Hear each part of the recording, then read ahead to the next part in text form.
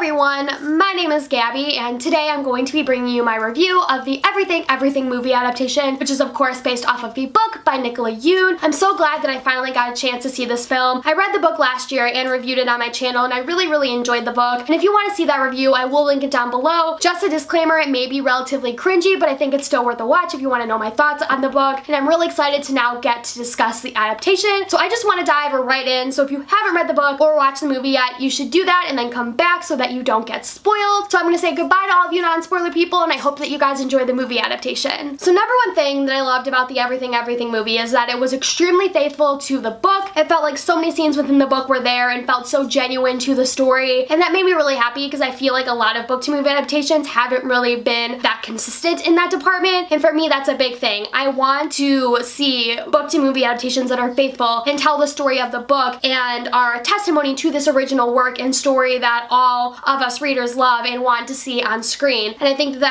Everything movie did a good job of really encapsulating the book, which could be a very difficult thing to do with all of the mixed media aspects that are a part of the story. And I had no idea how they were going to depict them or how they were going to add that to the story and sort of maintain that overall quirkiness of this book, because the thing about Everything is that it is a cheesy romance contemporary novel, but with that it's also very diverse, very quirky, and very out of the box and very different than a lot of other contemporary novels, and that can be a hard thing to capture on screen with the mixed media aspect that's such a huge part of this novel. And so what the creators decide to do is that every time that Maddie and Ollie are communicating over IM, and it's like several pages worth of text where it would be a whole scene, they have Maddie and Ollie in these models that Maddie makes for an architecture class, and she always puts an astronaut in the models, and so you see the astronaut in all of these scenes, and it's their way of communicating and not having to just show them texting back and forth. You're actually getting to see them physically communicate and have a discussion while also being something that's really quirky and really encapsulates those mixed media aspects. So I really enjoyed that, and I thought that that was a really brilliant way of encapsulating the mixed media since it is a huge part of the story. I also really loved at the end in the credits we have all of the actual illustrations from Everything animated and added to the end of the movie. I thought that that was just a really great way to show how much care and consideration they had into that aspect of the story, because it could be very easy to cut that out and to just pretend that it's not there and tell the story that needs to be told and not focus on the mixed media aspects, but it's very obvious that they acknowledge that and that they wanted to add that to their story.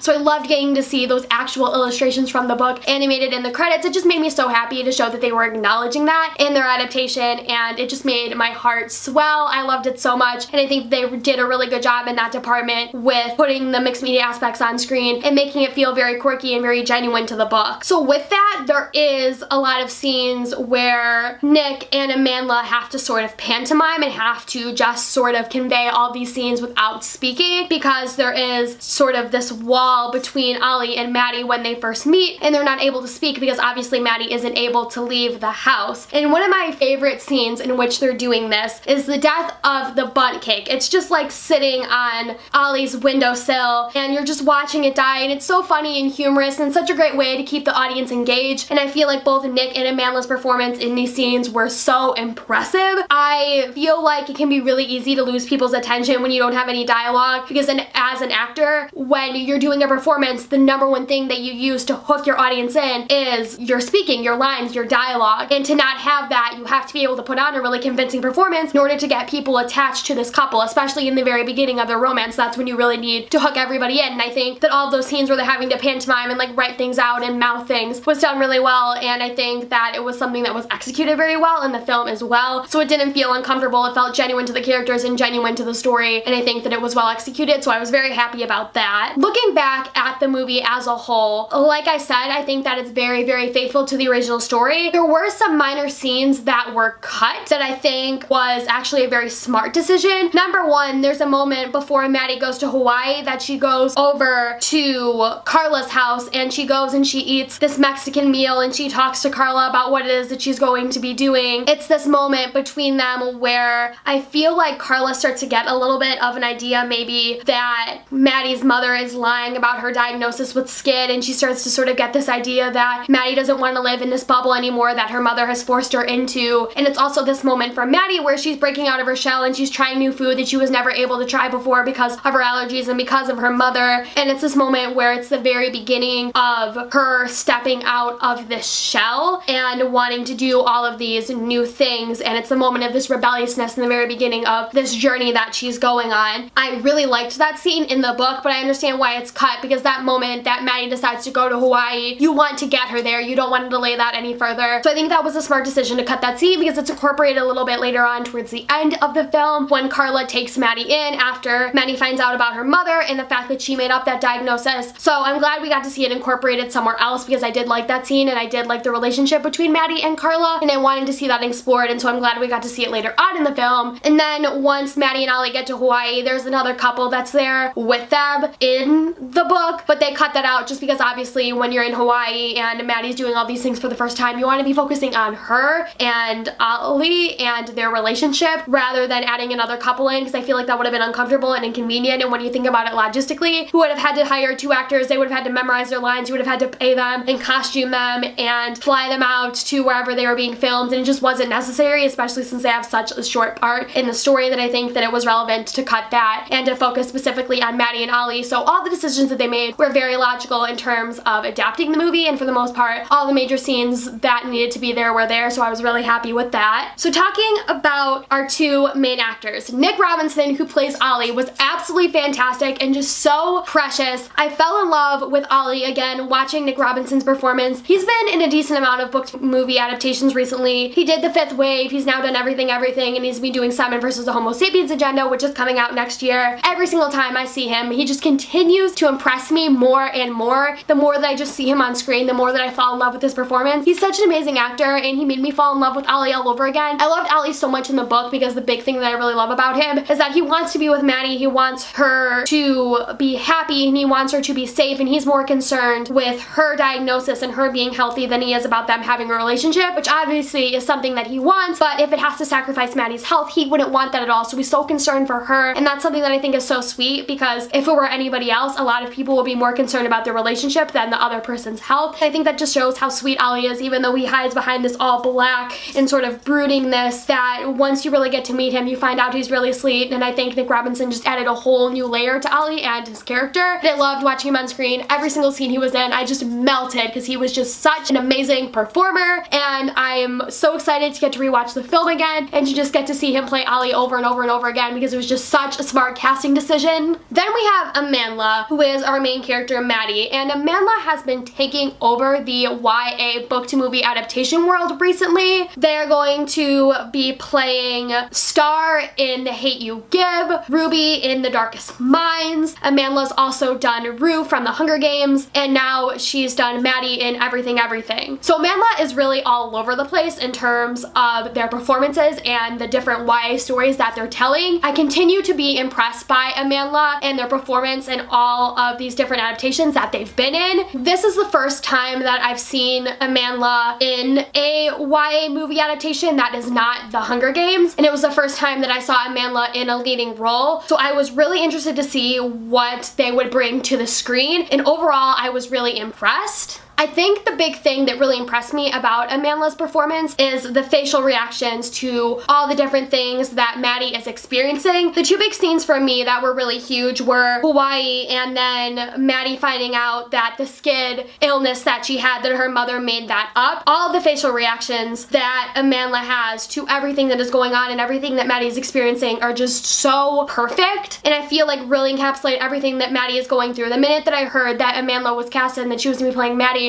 I just knew that she was going to do a really wonderful job, and I definitely think that she did. I was really impressed overall with Amandla's performance, and I'm really glad that I got to see her on screen as Maddie. Really though, honestly, my favorite thing about Amandla's performance was all of her facial reactions to everything that was going on around her, because with this novel being a story where there isn't a lot of interaction, a lot of main characters, you need to have somebody who can react very strongly to things that are going on around them, and Amandla did an amazing job with that, so I was really impressed with her performance. And like I said, as well as Nick Robinson, both of them together have amazing chemistry, and I feel like really told Ollie and Maddie's relationship and their romance and everything that they go through so well. So talking about some of my favorite scenes in this film, the first scene that we have that I really love is this bundt cake scene. It is so awkward, tense, uncomfortable, and cringy as all hell, but I loved it because it just really is the very beginning to this very unique relationship that Maddie and Ollie have, because the relationship that they have isn't normal. It's not like they just met in school. They're having to to communicate through this barrier with all these initial struggles and have to form this relationship that shouldn't even exist in the first place. And the bundt cake scene is just so awkward and is like the perfect way to start this relationship between them and just establish the fact that it's going to be different than any other relationship that you're going to see in any contemporary story, and I loved it. I think the thing that I really like the most about this scene is the moment that Maddie's mom shuts the door. Ollie is there with his sister and they just laugh, and it's just like this uncomfortable laugh where it was like so awkward, but both of them are together, and I just loved it because I don't know if it was improvised or not. It felt improvised because it didn't feel like it was supposed to be in the script. It was this moment where it felt like it should have cut, and then it didn't, and they just decided to keep that in anyway because it was so funny and it just worked. It added to the awkwardness and I just loved it. So the next scene is this pictures of the ocean scene. We have this moment where Maddie wakes up and she's going to her glass window and there's all of these different pictures of all these different oceans, and Ollie leaves a note that says all the oceans deserve to be seen by you, and it's this moment where I just started tearing up because I was like, it was so beautiful and so sweet and so cheesy and contemporary YA romance, but I loved it even though it wasn't a part of the book. I think it was a wonderful addition because that's something that Ollie would totally do. I feel like it added to the mixed media aspect of the novel really well, and it just made me so happy because it was so adorable and so sweet. And again, Amanda's reactions to looking at all those pictures were perfect. I just loved it, and it made my heart just swell, and I just smiled. It was just beautiful and I loved it. So then